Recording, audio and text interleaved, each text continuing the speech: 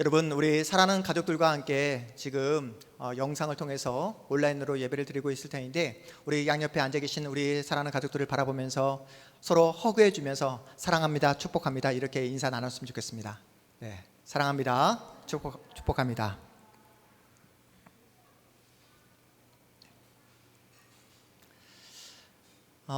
지금 우리가 코로나 사태로 인해서 현장에서 여러분을 만나지 못하고 온라인으로 이렇게 비대면으로 만나고 있잖아요.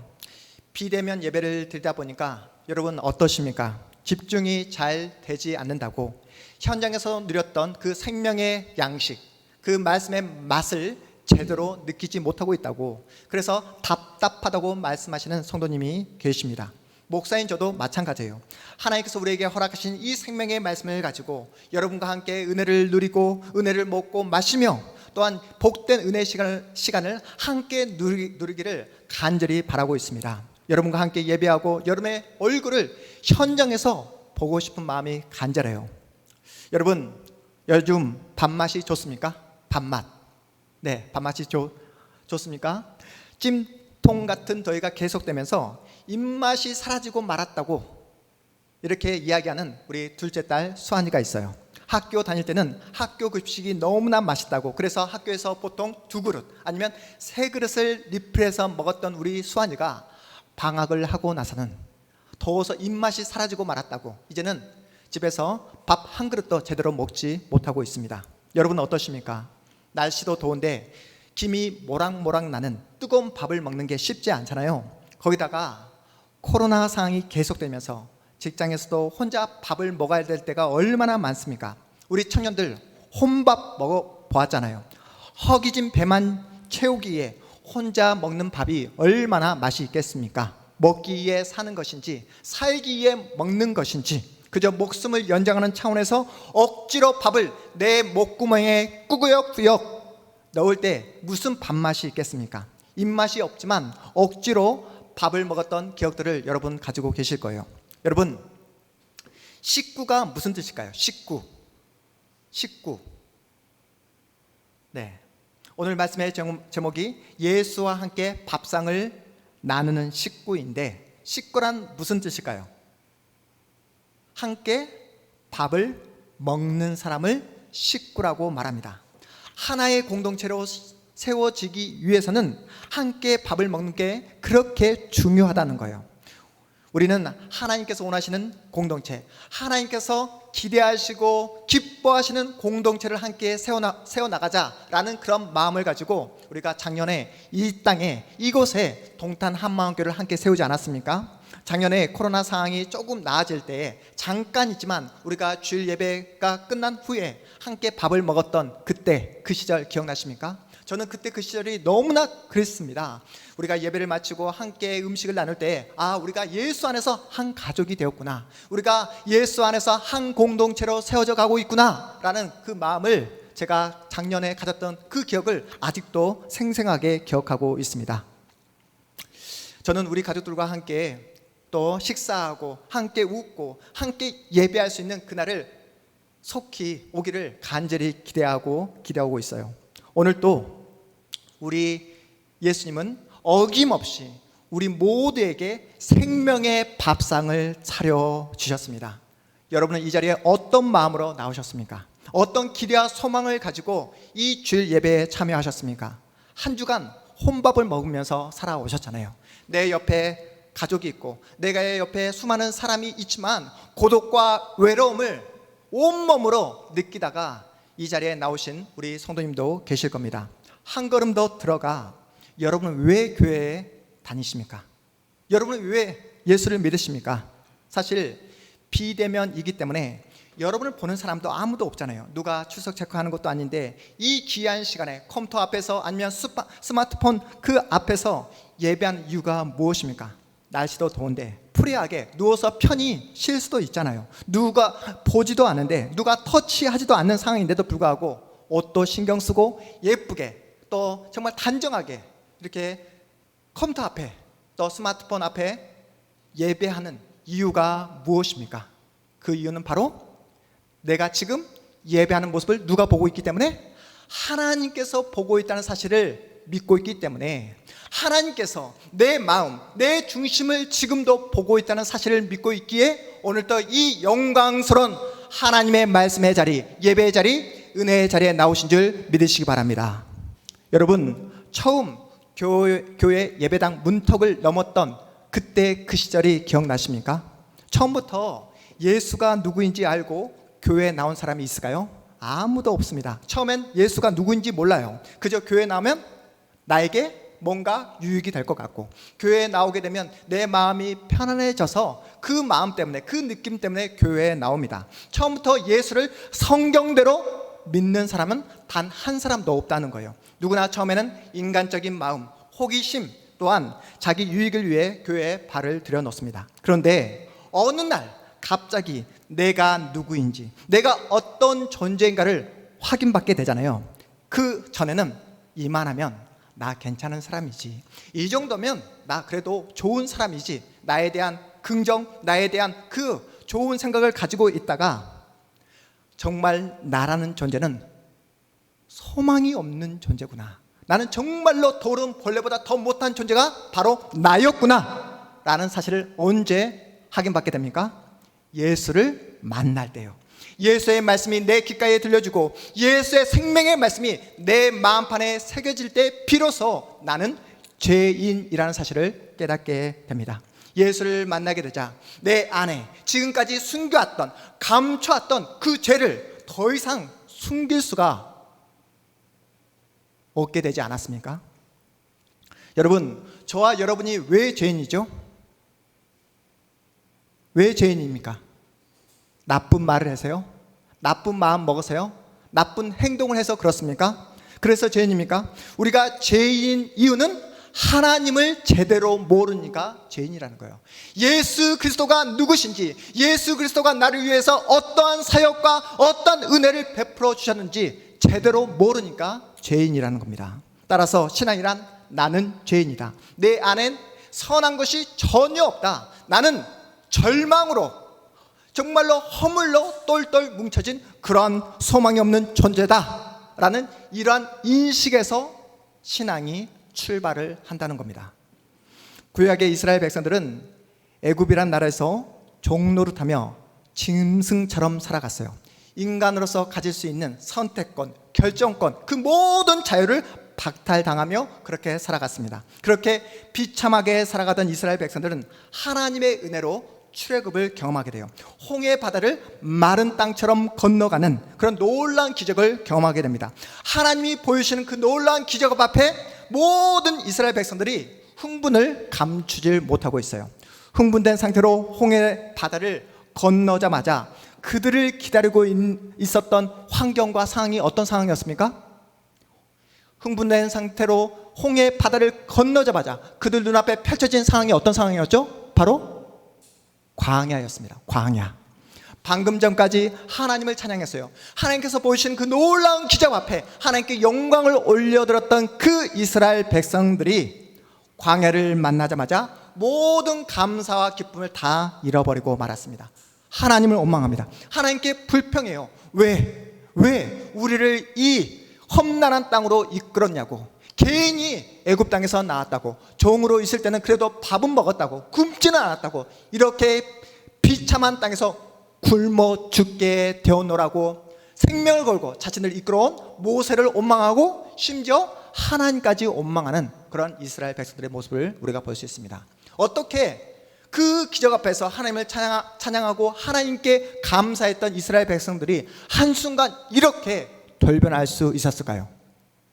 돌변했던 이유가 무엇입니까? 하나님이 누구신지 제대로 모르고 있기 때문이에요. 홍해 바다를 마른 땅처럼 건너가게 하시는 전능하신 하나님, 당시 최고의 권력과 힘을 자랑했던 애굽의 바로를 무릎 꿇게 하시는 하나님, 그리고 10가지 재앙으로 애굽에서 이스라엘 백성들을 해방시켜 주신 그 전능하신 하나님을 바라보지 않고 무엇을 바라보았기 때문에? 자신의 눈앞에 펼쳐지는 광야를 바라보았기 때문에 죄를 지었던 것입니다. 하나님이 누구신지 제대로 모르니까 죄를 짓는 자리로 빠지고 말았던 거예요. 그들이 하나님 앞에서 죄를 지면서 변명하고 핑계댔던 그 말이 무엇인지 아십니까? 자신들은 배가 고파서 죄를 짓게 되었노라고 이렇게 이야기합니다. 먹을 것만, 하나님께서 먹을 것만 해결해 주신다면 다시는 죄를 짓지 않을 거라고, 배만 채워지면 오직 하나님만 바라보고 하나님의 말씀에 순종하며 살겠노라고 그렇게 철석같이 약속합니다. 그러자 하나님께서 이렇게 말씀을 하시는 거예요. 내가 먹는 문제를 해결해 줄 테니 너희들이 정말로 나만 사랑하고 나만 바라보고 나만 의지하는지 한번 보자. 그래서 하나님이 주신 것이 뭐라고요? 오늘 말씀해 보니까 만나를 주셨다고 말씀합니다. 만나. 하나님은 이스라엘 백성들을 굶기지 않았어요. 하늘에서 날마다 만나와 메추라기를 주셨습니다. 그들은 하나님이 주시는 만나를 먹으면서 하나님께서 약속하신 가나안 땅을 들어가기 위해 날마다 준비를 해야 했어요.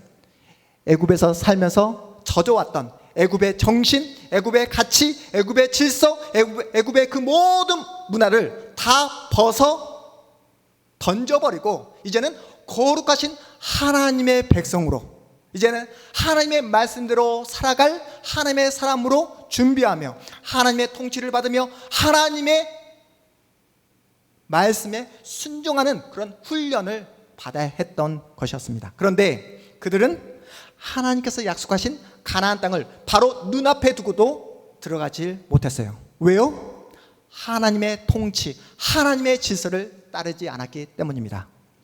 하나님은 그들의 배고픔을 해결해 주었지만 그들은 끝내 하나님 앞으로 돌아오지 않았어요. 끝까지 고집을 풀며 불순종하는 자리로 나아갔습니다. 하나님께 반역하는 짓을 그저 1, 2년만 한 것이 아니라 무려 몇 년 동안? 광야 40년 동안 계속해서 하나님을 반역하며 하나님의 말씀에 불순종했던 그들의 모습이었어요. 그들은 하나님께서 허락하신 만나를 먹으면서도 끝까지 죄를 저질렀습니다. 그래서 약속의 땅 가나안 땅에 들어가지 못했던 겁니다. 무슨 말입니까? 이스라엘 백성들이 죄를 지었던 이유는 먹고 사는 문제로 죄를 지은 게 아니라는 거예요. 그저 배가 고파서 죄를 지은 게 아니었어요. 상황 때문에, 광야라는 열악한 환경 때문에 죄를 지은 것이 아니라 그들은 죄를 지을 수밖에 없는 그런 존재라고 성경이 우리에게 고발하고 있습니다. 우리는 지금도 먹고 사는 문제만 해결되면, 하나님의 뜻대로 살 것처럼 기본적인 의식주만 해결되면 하나님의 말씀에 순종하며 살 수 있을 것처럼 하나님 앞에서 호언장담하지만 우리의 진짜 모습이 무엇입니까? 먹는 문제만 해결되면 그 다음에 꼭 무엇을 한다고요? 먹는 문제만 해결되면 다음에 무엇을 하는 존재입니까? 바로 죄를 짓는 존재가 바로 저와 여러분의 모습입니다. 그 말씀이 본문 49절에서 이렇게 말씀하고 있습니다. 우리 49절 말씀 함께 읽어보겠습니다. 49절입니다. 시작. 너희 조상들은 광야에서 만나를 먹어서도 죽었거니와. 광야에서 하나님이 허락하신 만나를 먹었음에도 불구하고 그들은 끝내 죽고 말았습니다. 그래서 우리를 향한 성경의 고발이 무엇입니까? 우리 인간이란 존재는 소망이 없다. 인간 안에는 전혀 아름다운 것, 선한 것을 만들어낼 수 있는 능력과 힘이 전혀 없다. 하나님의 말씀을 들을 수 있는 귀가 없을 뿐만 아니라 하나님의 말씀을 지금 듣고 있다 하더라도 그 말씀대로 실천할 수 있는 힘과 능력이 인간 안에는 전혀 없다라고 우리의 모습을 적나라하게 고발하고 있는 그런 모습입니다. 내 몸에 제주 삼다수로도 부족해서 알프스에서 떠온 물을 먹는다 할지라도, 이 세상에서 정말 가장 고귀한 음식을 먹는다 할지라도 인간이 만들어내는 그 모든 것들은 뭐밖에 없더라? 죄밖에 없더라. 인간 안에는 전혀 소망이 없다라고 우리에게 말씀하고 있는 내용입니다. 여러분, 이 땅에서 아무리 좋은 차를 타고 다니면 뭐합니까? 이 땅에서 아무리 좋은 옷을 입고 다니면 뭐합니까? 저녁을 수십만 원짜리 정말로 훌륭하고 맛있는 음식을 먹으면 뭐합니까? 우리의 마음이 뭐하다고요? 죄로 물들어 있다고요. 우리의 마음이 병들어 있다고요. 세상에 그 어떤 것을 먹고 어떤 것을 입는다 할지라도 우리는 그것으로 만족할 수 없는 병이 든 그러한 심각한 죄를 가지고 있는 존재라고 우리에게 말씀하고 있습니다. 자신의 병이 무엇인지도 모른 채 그것을 감추기 위해 계속해서 겉으로 드러나고 있는 그 외모를 신경 쓰며 치장하며 살아가고 있는 현대인들이 얼마나 많은지 모릅니다. 한꺼풀만 벗겨내면 내 마음의 병이, 내 마음에 정말 심각한 그 상처가 훤히 보이지 않습니까? 피멍이 든 채로 살아가는 분들이 우리 주변에 얼마나 많은지 모릅니다. 마음이 병들었음에도 불구하고 자신의 병이 무엇인지 제대로 정확하게 진단하지 못한 채 살아가고 있는 분들이 너무나 많이 있어요. 왜요? 영적인 불감증에 빠져 있기 때문에 그렇습니다. 아파도 통증을 느끼지 못하는 그런 심각한 상황에 놓여져 있어요. 하나님을 모르니까, 누구를 모르니까? 하나님이 누구신지 모르니까 자신이 지금 어떠한 상황에 처해져 있는지 전혀 진단할 수 없는 그러한 심각한 상황에 놓여져 있습니다. 그저 눈에 보이는 것이 최고인 양, 그냥 눈에 보이는 대로, 마음에 가는 대로, 본능대로 세상의 그 화려한 것들을 쫓아 죽음을 향해 달려가고 있는 분들이 얼마나 많은지 모릅니다. 그래서 지금 당장 우리가 확인해야 될 것이 무엇입니까? 내가 누구인가? 나라는 존재가 어떤 존재인가? 세상의 것으로 치장하며 감춰왔던 내 마음을 여러분이 직면하는 거예요. 내 마음의 상태를 직시해야 된다는 것입니다. 내 마음에 피멍이 들어있고 내 마음이 썩어 있다는 것을 여러분이 깨닫는 거예요. 그래서 내가 누구인지, 내가 얼마나 소망이 없는 존재인가를 깨닫고 확인할 수 있는 유일한 비결이 뭐라고요? 바로 예수를 만나는 것입니다. 예수를 만날 때만이 내가 누구인지, 예수 그리스도의 십자가 앞에 나의 온 존재를 세울 때만이 내 마음의 상태를 내가 직시할 수 있다는 거예요. 그래서 우리는 날마다 진짜 만나이신, 진짜 생명의 떡이신 예수를 날마다 먹어야 된다라고 성경이 우리에게 말씀하고 있습니다. 예수님은 저와 여러분에게 눈에 보이는 이 세상에서 그냥 편안하게 살도록 하기 위해 이 땅에 생명의 떡으로 오시지 않았어요. 우리의 깨어진 마음, 상처투성인 내 마음을 치료해 주시기 위해 이 땅에 생명의 떡으로 오셨습니다. 먹어도 채워지지 않는 영혼의 그 갈급함을 채워주기 위해 이 땅에 생명의 떡으로 오신 분이 바로 우리가 믿는 예수님입니다. 그분이 우리에게 이렇게 말씀하고 계세요. 우리 47절, 48절 말씀도 우리 다시 한번 읽어보도록 하겠습니다. 47절, 48절 함께 읽습니다. 시작. 진실로 진실로 너에게 이르노니 믿는 자는 영생을 가졌나니 내가 곧 생명의 떡이니라. 생명의 떡이신 우리 주님께서 다시 한번 저와 여러분에게 이렇게 말씀하고 계세요. 우리 50절, 51절 말씀도 함께 읽어보겠습니다. 50절, 51절 말씀입니다. 이는 하늘에서 내려오는 떡이니 사람으로 하여금 먹고 죽지 아니하게 하는 것이니라. 나는 하늘에서 내려온 살아있는 떡이니 사람이 이 떡을 먹으면 영생하리라. 내가 줄 떡은 곧 세상의 생명을 위한 내 살이니라 하시니라. 아멘. 오늘 이 말씀은 제가 장례식장을 가게 되면 위로 예배를 드릴 때 자주 인용하는 본문 말씀입니다. 우리는 눈에 보여지는 이 세상이 영원하지 않다는 사실을 그 누구보다도 예수 믿는 우리는 너무나 잘 알고 있어요. 그래서 여러분, 우리가 언제 세상 앞에서 가장 담대할 수 있습니까? 우리가 언제 세상 앞에서 가장 큰 소리 칠 수 있습니까? 언제요? 언제? 바로 죽음 앞에서. 장례식장에 가면 우리는 당당하게 이야기합니다. 눈에 보이는 것은 잠깐이요, 영원한 나라, 하나님의 나라가 있다라고. 그리고 잠시 우리가 헤어지지만 예수 믿는 자에게는 반드시 하나님의 나라가 우리에게 주어질 것이라고. 그러니 더 이상 슬퍼하지 말고 염려하지 말고 하나님의 나라, 그 영광의 나라에서 하나님과 함께 만날 그날을 기대하라고 우리는 자신 있게 담대하게 이해하게 합니다. 그것은 우리만이 가지고 있는 특권이며 우리만이 알고 있는 내용이며 자랑이에요. 그런데 여러분, 이 담대함과 이 당당함을 장례식장에서만 사용하지 말라고요. 장례식장에서만. 언제 사용해야 된다고요? 날마다 지지고 볶고 있는, 날마다 우리가 마주하는 일상생활 속에서 이 담대함과 당당함을 사용하라라고 우리에게 말씀하고 있는 것입니다. 생명의 떡을 맛본 예수의 사람답게, 영생을 소유한 예수의 사람답게 살아달라는 거예요. 예수님은 저와 여러분에게 예수님의 몸을 내어주심으로 예수님께서 차려주신 그 밥상을 함께 나누는 뭐가 되었다고 했죠? 식구가 되었습니다.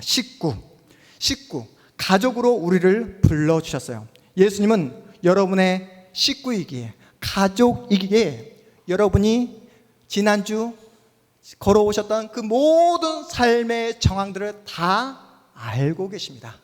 여러분이 무엇을 위해 살아오셨고 무엇을 붙잡기 위해 달려왔는지를 예수님은 속속히 다 알고 계세요. 그래서 여러분 마음 가운데 뭐가 있죠?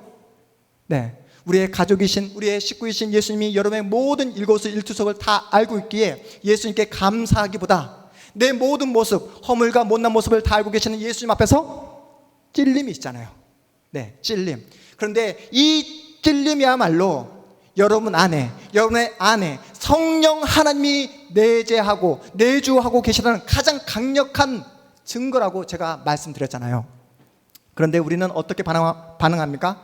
하나님의 은혜로 이 영광의 자리로 붙잡혀 왔음에도 불구하고 우리 가운데 어떤 분은 나는 이미 버린 몸이야, 나는 이미 너무 많은 죄를 저질렀어, 나는 이미 틀렸어, 난 더 이상 소망이 없어, 난 안 돼, 난 뭘 해도 안 돼라는 그런 자기 비관, 자기 어떤 멸시에 빠져있는 분들이 얼마나 많은지 모릅니다. 계속해서 자신을 향한 부정적인 마음 때문에 다른 사람들과 비교하면서 열등감에 호적거리며 걱정과 염려로 그리고 두려움 속에 붙잡혀 살아가고 있는 분들이 우리 주변에 얼마나 많은지 몰라요. 그래서 이 땅에 누가 오셨다고요? 이 땅에 예수님께서 오신 거예요. 생명의 떡으로 우리 주님이 이 땅에 저와 여러분 위해 이 땅에 오신 줄 믿으시기 바랍니다. 내 힘과 능력으로는 만나를 허락해 주시고 홍해 바다를 가르치는 그 전능하신 하나님을 만날 수 없기에 예수께서 나를 위해 이 땅에 오신 거예요. 이 땅에 오신 예수께서 저와 여러분에게 이렇게 말씀하십니다. 이미 난 틀렸다고, 소망이 없다고, 그딴 말 더 이상 하지 말라 하십니다. 그래서 내가 온 거라고. 그러니까 날마다 나를 만나고 내가 너에게 준 이와 피와 살을 날마다 떼어 먹으라고 이렇게 말씀하고 계세요.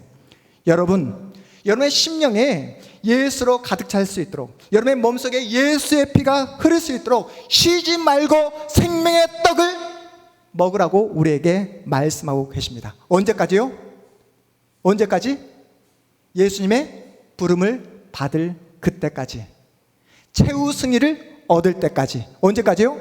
최후 승리를 얻을 때까지. 우리가 죄와 싸워 승리하는 그날까지 예수의 떡을, 생명의 떡을 먹으라고 말씀하고 계십니다.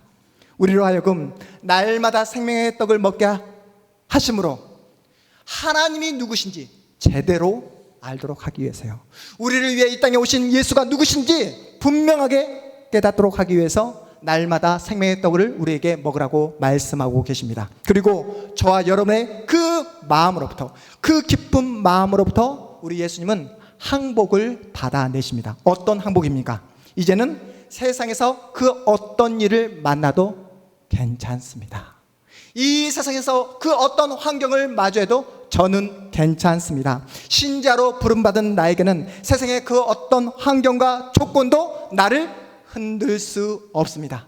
이제는 오직 예수 한 분만으로 만족합니다. 우리가 함께 찬양했던 나 무엇과도 주님과 바꾸지 않겠습니다. 이 고백을 우리 주님은 받아내십니다. 여러분, 나 무엇과도 이 세상의 그 누구와도 주님과 바꾸지 않겠습니다.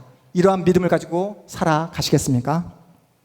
우리는 더 이상 이 땅에서 편안하게 살기 위해 예수를 믿지 않습니다. 우리는 돈 많이 벌고 오랫동안 건강하게 살기 위해 예수를 믿지 않습니다. 내가 원하고 내가 바라는 그런 삶의 그 정황을 위해서 예수를 더 이상 이용하지 않겠노라고 그렇게 결심한 예수의 사람들이잖아요.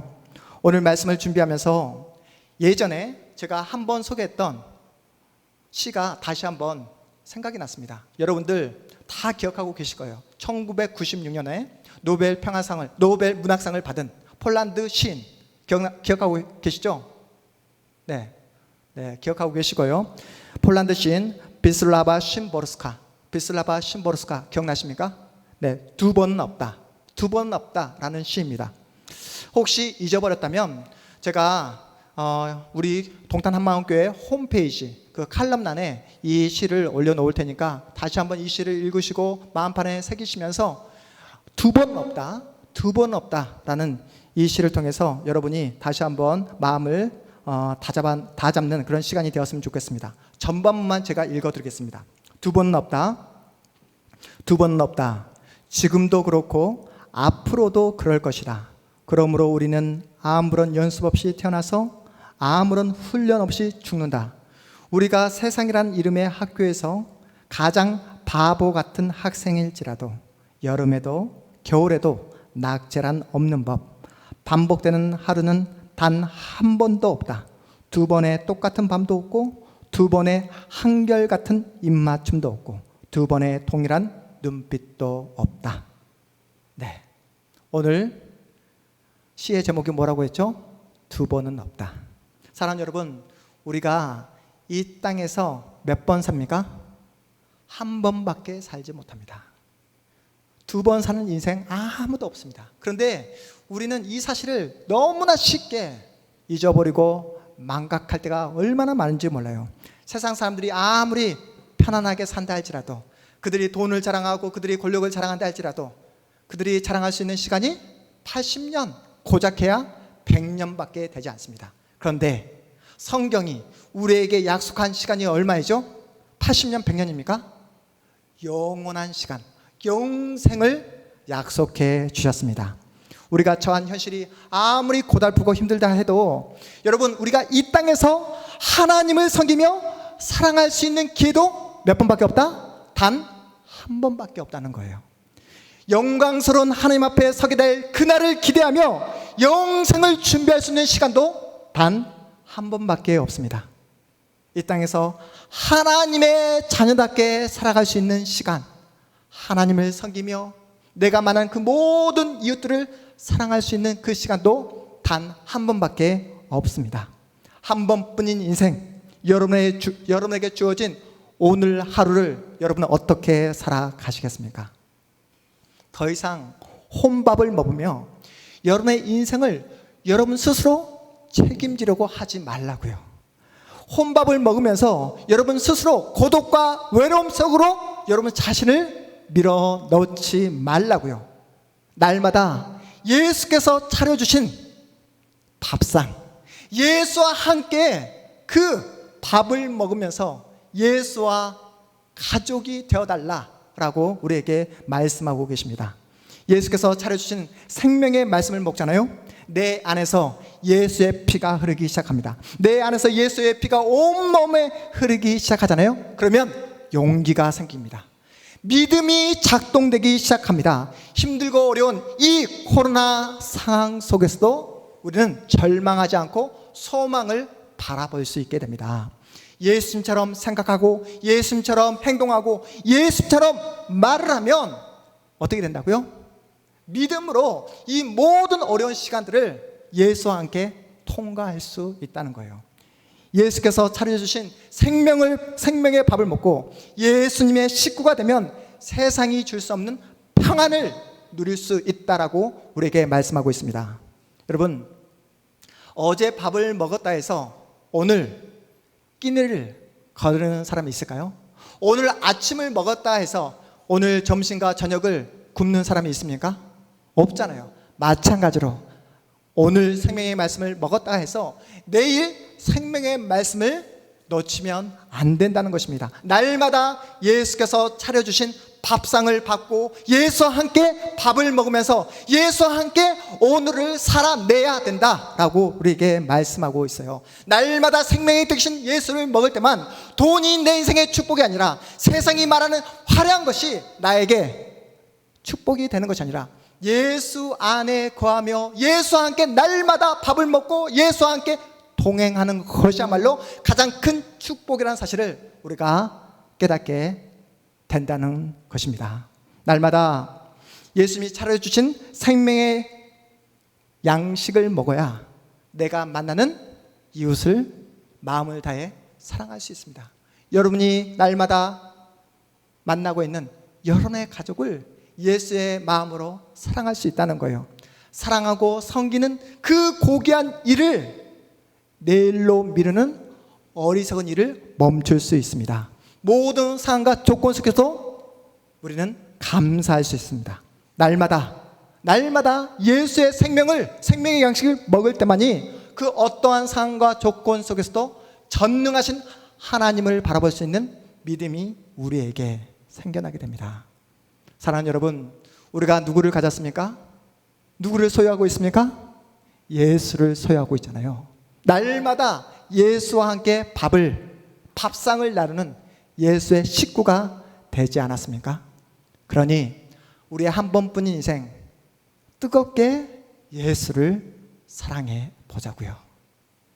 이 무더운 여름 모두가 밥맛이 없다, 입맛을 잃어버렸다 할 때에 날마다 예수께서 차려주신 이 생명의 양식을 먹고 힘을 내어서 용기를 내어서 하나님께서 나에게 허락하신, 나에게 만나게 하신 그 모든 사람들을 사랑하며 섬기며 그들을 배려하면서 이 어려운 시기를 예수께서 허락하신 힘으로 통과해 나가는 우리 사랑하는 우리 모든 동탄한마음교회 성도들, 여러분의 복된 인생, 복된 미래 되시기를 주님의 이름으로 축복합니다. 우리 모두 자리에서 일어나겠습니다.